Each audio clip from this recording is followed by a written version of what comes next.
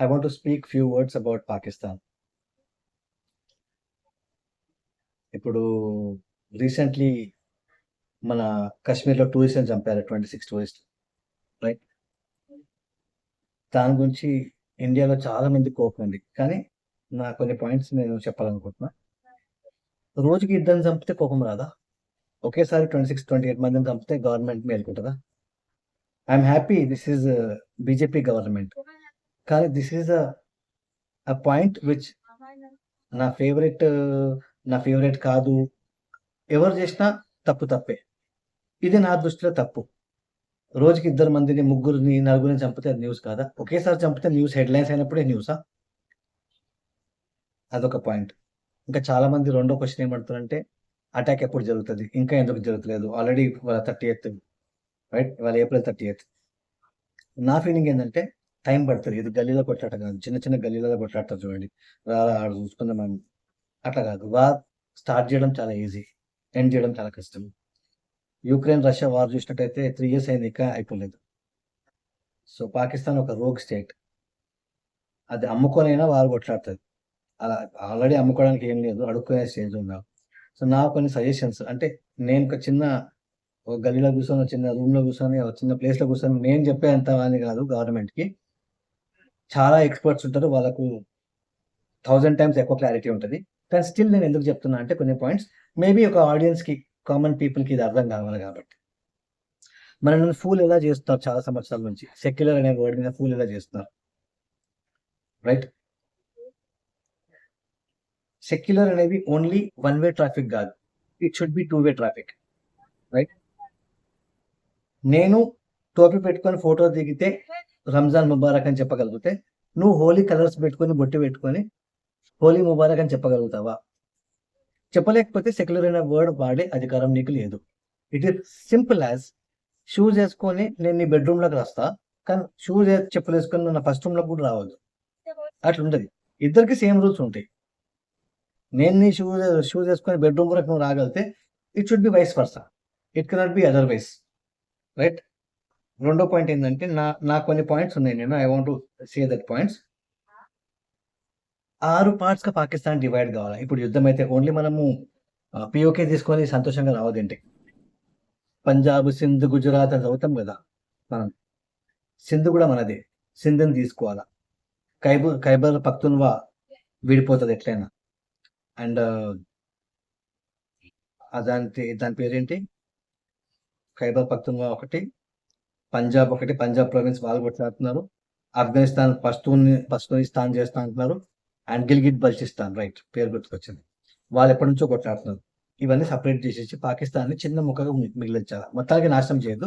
హైదరాబాద్, సికింద్రాబాద్ కలిపితే ఎంత అవుతుంది అంత ఉంచాల. ఉంచినాక 20 years బిచ్చమడిగే పరిస్థితిలో దాన్ని పెట్టాలా. 20 years బిచ్చమడగల. అది ఇదే టైం బంగ్లాదేశ్ కూడా వేసేయాలి. టోప్ దోస్తాలో ఇదే టైం బంగ్లాదేశ్ కూడా వేసేయండి. బిచ్చమడిగే పరిస్థితులు ఉండాలి. 20 years వరకు అడుక్కుని కొడుకు. మళ్ళీ ఇండియా గురించి కాదు కదా, ఏ దేశం గురించి ఆశించదు, వారి గురించి అసలు ఆశించదు. ఆసిఫ్ మునీర్ని తీసుకొచ్చి అని రోడ్ మీద చంపాలి. ఆ వీడియో రిలీజ్ చేయాలి, చంపింది ఎట్లా చంపినాం అనేది కూడా. కుక్కని చంపినట్టు చంపాలి. డీసెంట్ లాంగ్వేజ్ వాడాలి కాబట్టి I'm trying to control. And మనమేం తప్పు చేసినామంటే, ఇదివరకు టెర్రరిస్టులు చంపుకుంటూ వచ్చినాం. Terrorist are like branches. ఒక బ్రాంచ్ కట్ చేస్తే మళ్ళీ కొన్ని రోజులు పెరుగుతుంది. అక్కడ ఎన్నో మదర్సాలు ఉన్నాయి. 50,000 మదర్సాలకించి సంవత్సరానికి 1000 మంది వెళ్తే 500 మంది టెర్రరిస్ట్ దానికి రెడీ ఉన్నారు. నువ్వు 1,00,000 మందిని చంపితే 2 లక్షలు రెడీ ఉంటాడా? సో వాళ్ళని కదా చంపాల్సింది, మిలిటరీ వాళ్ళని చంపాలా. ఒక్కొక్క మిలిటరీ వాళ్ళ ఇంట్లో ఒక శవం రావాలి బయటికి. 27 లక్షల శవాలు బయటకు వస్తే అప్పుడు ఆలోచిస్తారు వాళ్ళు నెక్స్ట్ టైం. ఇండియా అంటే భయం ఉంటుంది, రైట్? అండ్ కొన్ని లాస్ ఉన్నాయి. ఐ థింక్ ఇవి చేస్తే చాలా మటుకు దరిద్రం క్లియర్ అవుతుందని నా పాయింట్స్. ఫస్ట్ ఏంటంటే, హింగ్లాజ్ దేవి మందిర్ అనే ఒక మన టెంపుల్ కూడా అక్కడ ఉన్నట్టు నాకు తెలిసింది. ఐ మీన్ చూసినాము, పేరు కరెక్ట్ అవగా నాకు తెలియదు. ఆ టెంపుల్ కూడా మనం తీసుకోవాలి, ఎందుకంటే అది గుడ్ ఫర్ నథింగ్, అది ఏం చేయదు దాన్ని. అట్లీస్ట్ మనకి అది ఒక స్పిరిచువల్ సెంటర్గా మిగిలిపోతుంది. అది తీసుకోవాలి, అవసరమైతే పైసలు ఇచ్చి తీసుకోవాలి. ఆయన వాళ్ళకైనా పైసలు ఇచ్చి కొట్టి తీసుకో. ఆసిఫ్ మునీర్ చంపేయాలా? ఓన్లీ ఆసిఫ్ మునీర్ కాదు, ఆసిఫ్ మునీర్ లాగా మాట్లాడిన ప్రతి ఒక్క నా కొడుకుని వదలకుండా చంపాలి మిలిటరీ వాళ్ళని. బంగ్లాదేశ్ని కూడా total economic boycott, economic crisis చేయాలి. అండ్ కొన్ని స్ట్రిక్ట్ లాస్ చేయాలి నా ప్రకారంగా. ఆ స్ట్రిక్ట్ లాస్ నేను చదువుతున్నా. If you agree with me please do let me know in the comment. If you don't agree also, ఎందుకు యూ డోంట్ అగ్రీ కూడా నాకు చెప్పు, so that I can know and I will read your comments. చాలా మంది fake documents తో బతుకుతున్నారు. 25,000 మంది పట్టుబడ్డారు పాకిస్తాన్. ఢిల్లీలోకించి 5,000 మంది వెళ్ళారు. వాళ్ళ భర్తలు పాకిస్తాన్లో ఉన్నారు, వాళ్ళు ఇక్కడ ఉన్నారు. ఒక్కొక్కరికి మినిమం 5 మంది పిల్లలు. ఎక్కడైనా పెళ్ళైతే ఆడపిల్ల అత్తగారింటికి పోతుంది ఎక్కడైనా. ఇక్కడ చూడండి reverse. Ladli Behna Yojana, free ration, free hospital, అన్ని ఫ్రీ ఇండియాలో.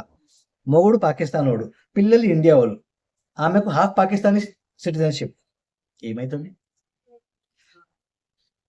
కొంచెం పక్కన పెట్టండి. 25,000 మంది ఒక్కొక్కరు 5 మందిని అన్నారు అంటే ఎంతమంది? మళ్ళీ ఇప్పుడు వాళ్ళు చిన్నగా లేరు, ఆ పిల్లలు కూడా పెద్దగా, వాళ్ళకు కూడా పెళ్ళిళ్ళు అవుతున్నాయి. ఇది మన ధర్మశాస్త్రమా? ఎవడు పడతాడు వచ్చి ఉండడానికి? రైట్. నా రిక్వెస్ట్ ఏంటంటే గవర్నమెంట్ తోటి 50 years జైలు చేయండి అట్లాంటి వాళ్ళు దొరుకుతాయి. సర్టిఫికేట్స్ 50 years జైలు డైరెక్ట్ గా. అండ్ వాళ్ళ ఆస్తులు మొత్తం జప్తు చేసుకోండి. ఇప్పుడు రమ్మని చెప్పండి, బార్డర్ పార్ చేసి ఆలోచిస్తారు. చేతులు కాలు నొక్కుతాయి. ఏంది 50 సంవత్సరాల జైలు, ఆస్తి మొత్తం తీసుకుంటారా? ఎప్పుడు దొరికినా అప్పుడు. ఎందుకు వచ్చిన పరిశాన్ని వదిలే భయపడతాం. ఆ భయం ఉండాలి. రెండోది, ఫేక్ న్యూస్ స్ప్రెడ్ చేసిన వాళ్ళని వేసేయాలి, జైలు వేసేయాలి. ఎక్కువ మాట్లాడు. 20 years jail minimum, no bail, direct jail 20 years. ఎందుకంటే ఒక ఫేక్ న్యూస్ స్ప్రెడ్ చేసి మత కలహాలు రేపుతున్న వాళ్ళు చాలా మంది ఉన్నారు. ఇక్కడ అట్లా అయిందంట, ఆడిట్లా అన్నాడంట. రైట్. చాలా క్రైమ్స్ అవుతున్నాయి అట్లా. రెచ్చగొట్టే స్పీచ్లు ఇస్తే అక్బరుద్దీన్ ఓవైసీ లాంటి వాళ్ళు వేసేయాలి లోపల, కేసు వేయాలా, వాళ్ళని లోపల వేయాలా, ఫైన్ వేయాలా, జైలు 1 year జైలు మినిమం ఉండాలా. రెచ్చగొట్టేటట్టు మాట్లాడితే.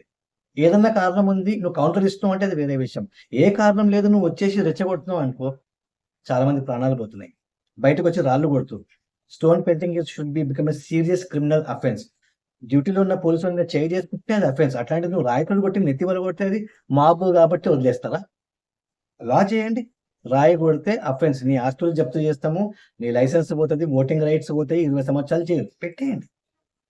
మాన దేశం లేకుంటే. ఎందుకంటే మంచోళ్ళతోటి మంచి అవుతుంది, చెత్తనా కొడుకులతో చెత్తనే అవుతుంది.